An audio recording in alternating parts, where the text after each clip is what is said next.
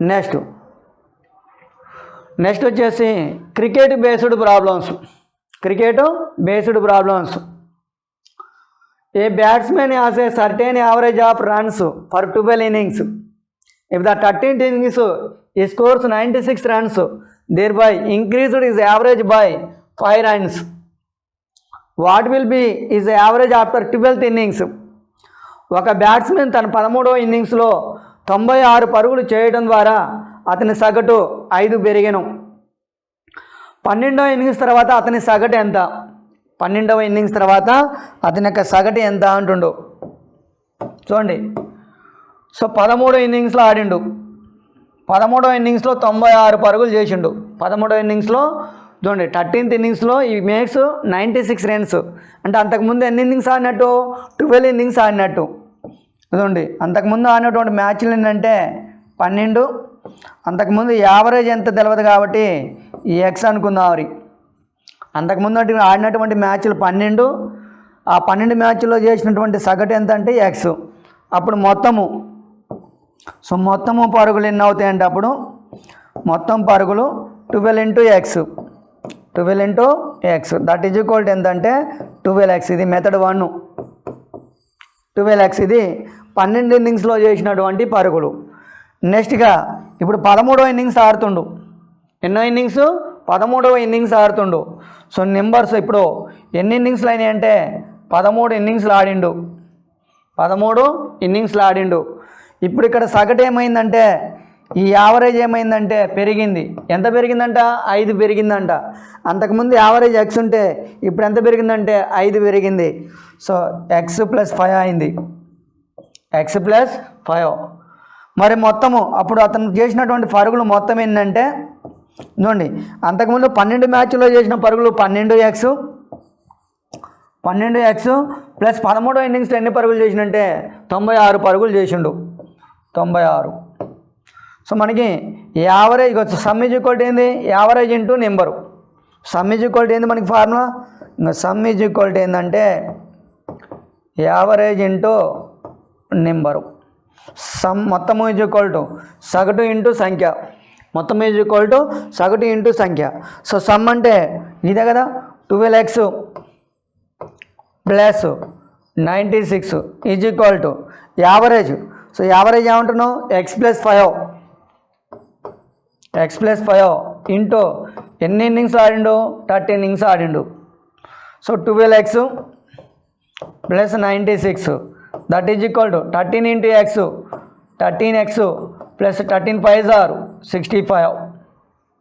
ఈ 12x అటు వెళ్తే మైనస్ అవుతుంది. అంటే ఎక్స్ ఈజ్ ఈక్వల్ టు ఎంత వస్తుందంటే మనకి 96లో 65 పోతే 31 వస్తుంది. సో ఎక్స్ వాల్యూ ఎంత? 31. సో మొన్న అడిగింది. సో ఎక్స్ అంటే ఏంది? 12 innings సగటు. సో మొన్న అడిగింది 12వ ఇన్నింగ్స్ తర్వాత అతని సగటు అడిగింది కాబట్టి ఆన్సర్ ఏంటంటే 31 is the correct answer. 31 is the correct answer. ఇది బేసిక్ మెథడ్. ఏ మెథడ్ ఇది? Basic method. దీన్నే షార్ట్ కట్గా చేయొచ్చు చూడండి. So logical method. Second method is the best method, logical method. So method 2. Second method is the best method. చూడండి second method ఏంటంటే ఇతను direct short కట్లో రాయొచ్చు. ఎన్ని పరుగులు చేసిండు? 96 మైనస్. సో ఎన్నో ఇన్నింగ్స్లో? 13వ ఇన్నింగ్స్లో కాబట్టి 13 ఇంటూ సో ఎంత పెరిగింది సగటు? 5 పెరిగింది. సో 5. So 96 minus 65. 96 మైనస్ 65 అంటే 31. సో ఆన్సర్ ఎంతంటే 31 is the correct answer. 31 is the correct answer. It is the second method. Next మూడో మెథడ్ కూడా చేయొచ్చు. థర్డ్ మెథడ్ కూడా చేయొచ్చు. చూడండి 12 innings సగటు తెలియదు మనకి. సో 12 innings సగటు తెలియదు కాబట్టి ఎక్స్. 12 innings సగటు తెలియదు కాబట్టి ఎక్స్. నెక్స్ట్ ఎన్నో ఇన్నింగ్స్ ఆడిండు? 13వ ఇన్నింగ్స్ ఆడిండు. అప్పుడు ఎన్ని పరుగులు చేసిండు? సగటు ఏమైంది? 5 పెరిగింది. సగటు ఎంత పెరిగింది? 5. చూడండి ఇక్కడ ఇది +1, ఇక్కడ +5. Plus 5. So 1 into X plus 5, 1 into X plus 5 plus 12 into 5, 12 into 5. మొత్తం ఎన్ని పరుగులు చేసిండు? 96. మొత్తం చేసినట్టు పరుగులు ఎన్ని? 96. చూడండి 12 5 ఆర్ 60, 60 ప్లస్ 5 65.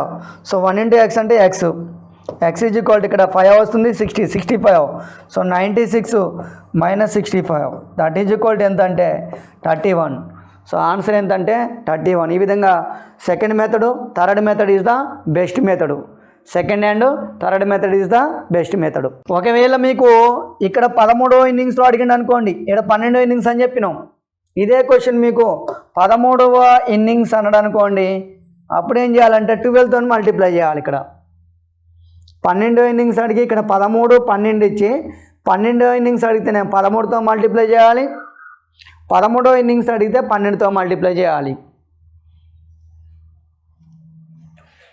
చూడండి, the batting average for 40 innings of A cricket player is 50 runs.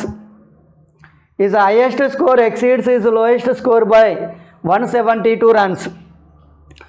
If their 2 innings are excluded, the average of 38 innings is 48 runs. The highest score of the player. ఒక క్రికెట్ ఆటగాని 40 innings బ్యాటింగ్ సగటు score 50 పరుగులు.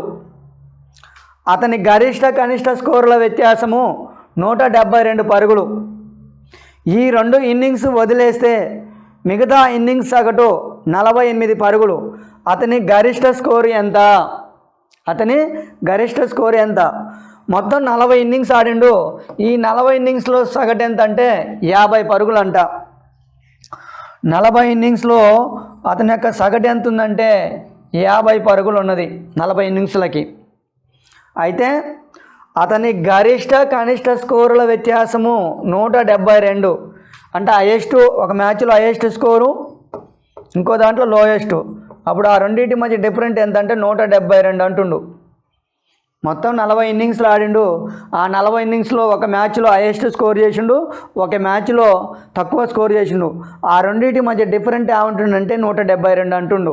ఇప్పుడు ఈ highest score, lowest score చేసినటువంటి మ్యాచ్లు వదిలేస్తే మిగిలినటువంటి ఇన్నింగ్స్లు, so 40లో 2 ఇన్నింగ్స్లు వదిలేసినాం అంటే 38 ఇన్నింగ్స్లు. అప్పుడు యావరేజ్ ఏమవుతుంది అంటుండంటే ఈ 2 ఇన్నింగ్స్ వదిలేస్తే మిగతా ఇన్నింగ్స్ సగటు పరుగులు అంట 48 అంట. 48. చూడండి ఇక్కడ నుంచి. సో ఈ -2 ఇక్కడ ఏంటంటే -2 సో ఇది ఇంటూ ఇది 40 ఇంటూ ఇది. So -2 into 48 plus next 40 into -2 40 into -2. So 248 are 96 వస్తుంది ఇక్కడ. 96 42 ఆర్ 80, 96 80 176 వస్తుంది. ఎంత వస్తుంది? -176 మైనస్ సింబల్ అనేది అవసరం లేదు. సో సింబల్ మరి ఈ 176 ఏంటిది? హైయెస్ట్ ప్లస్ లోయెస్ట్ అనమాట. ఈ 176 వచ్చింది ఏంటిదంటే హైయెస్ట్ అండ్ లోయెస్ట్. ఇక్కడ 40 ఇన్నింగ్స్లు, ఇక్కడ ఎన్ని 38 ఇన్నింగ్స్లు. అంటే మిగిలిన 2 ఇన్నింగ్స్ల మొత్తం అని అర్థం. ఆ మిగిలిన 2 ఇన్నింగ్స్లు ఏంటిది? హైయెస్ట్ స్కోర్ చేసిన మ్యాచ్, లోయెస్ట్ స్కోర్ చేసిన మ్యాచ్. ఎంత వస్తుందంటే మనకి 176 వస్తుంది. అంటే హైయెస్ట్ ప్లస్ లోయెస్ట్ ఎంత అంటే 176. హైయెస్ట్ ప్లస్ లోయెస్ట్ ఎంత? 176. మన అడిగింది గరిష్ట స్కోర్ అడిగిండు. ఏమడిగిండు? గరిష్ట స్కోర్. కాబట్టి ఈ రెండింటిని యాడ్ చేస్తే సరిపోతుంది. చూడండి, సో రెండింటిని యాడ్ చేస్తే 2H is equal to so 8 7 7 14 348 వస్తుంది. ఎంత వస్తుంది? 348. 2తో క్యాన్సిల్ చేస్తే so H is equal to ఎంత అంటే 174. సో హైయెస్ట్ ఎంత అంటే 174. ఎంత? 174 is the correct answer. 174. Next in the first 10 overs of A cricket game the run rate only 3.2. What should be the run rate in remaining 40 overs to reach the target of 282 runs. Cricket పోటీలో మొదటి 10 ఓవర్లలో పరుగుల rate 3.2 మాత్రమే.